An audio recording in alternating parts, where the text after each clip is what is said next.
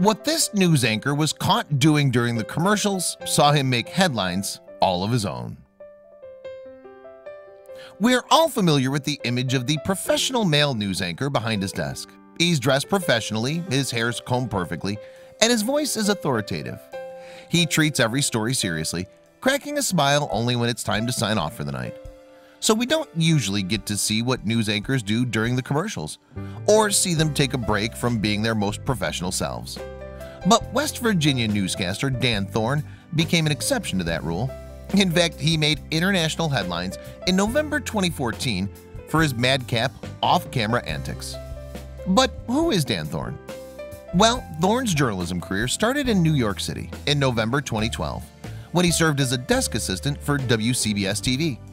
His work there was mostly behind the scenes, conducting pre-interviews and carrying out research to flesh out reporter stories.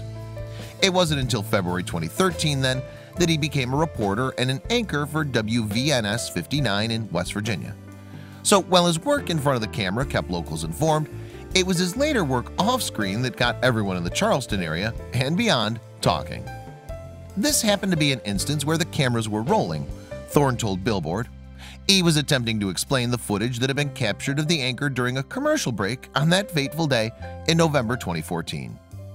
In the video, Thorne sits beside co-anchor Sarah Picierne, who appears to be reading through her upcoming stories on her laptop. In fact, she's so focused on the task at hand that she's almost oblivious to what Thorne is doing beside her. Still, she has to hear the music blasting overhead, a mashup of T.I. lyrics over a Bobby Shmurda beat. And out of the corner of her eye, she at last sees her co-anchor, still dressed in a suit and tie, beginning to break it down to the hip-hop tune. In fact, Thorne's dance moves last for a full 90 seconds. Picierne breaks a smile a few times, but she mostly focuses on her work. Perhaps that's because, according to Thorne, this behavior was pretty normal on the set of WVNS 59. Once in a while, me and Sarah have a little fun during commercial breaks. Sometimes the cameras roll in on it, sometimes they don't, he told Billboard.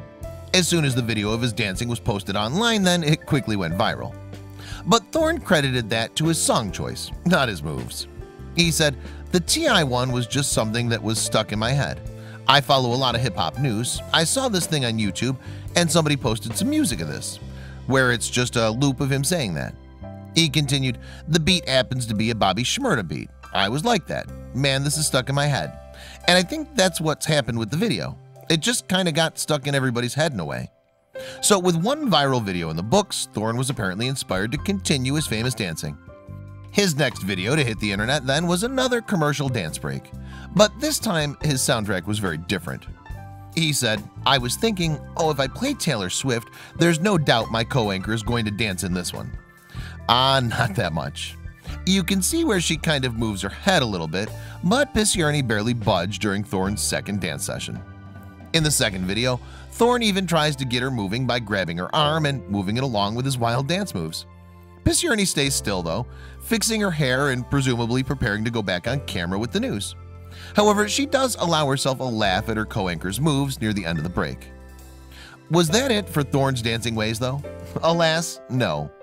The final video sees him behind the desk on his own without a shred of stage fright. "I Got the Feelin'" by James Brown starts to play, and you can imagine just what happens next.